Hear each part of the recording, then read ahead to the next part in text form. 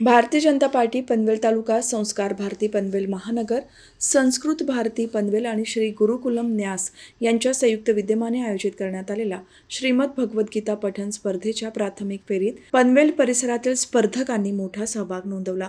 गीतेचा संदेश तरुण पिढीपर्यंत पोहोचवण्याच्या उदात्त उद्देशाने हा उपक्रम राबवण्यात आला।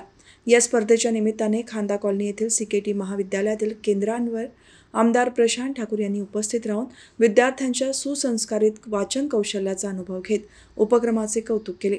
तसेच गीतेचा संदेश तरुण पिढीपर्यंत पोहोचवण्यासाठी केलेला हा उपक्रम निश्चितच प्रेरणादायी ठरला, असे मत आमदार ठाकूर यांनी व्यक्त केले।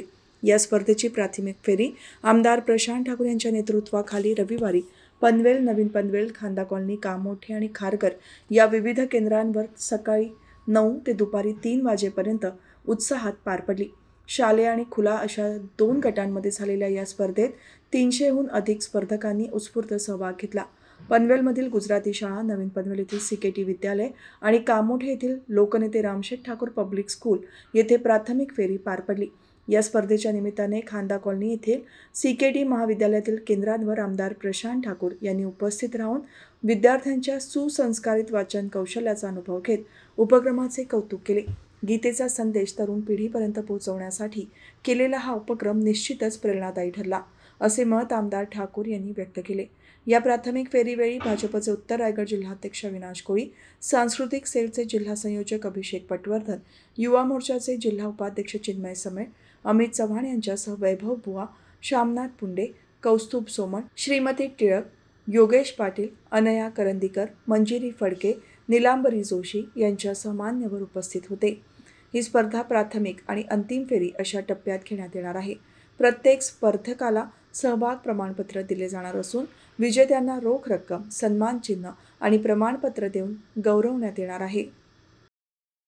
भारतीय जनता पार्टी पनवेल, त्याचबरोबरीनं संस्कार भारती, संस्कृत भारती आणि श्री गुरुकुलम न्यास या चारही संस्थांच्या माध्यमातून पनवेलचे आमदार प्रशांतजी ठाकूर यांच्या संकल्पनेतून श्रीमद भगवद्गीता पठण स्पर्धेचं आयोजन करण्यात आलं आहे।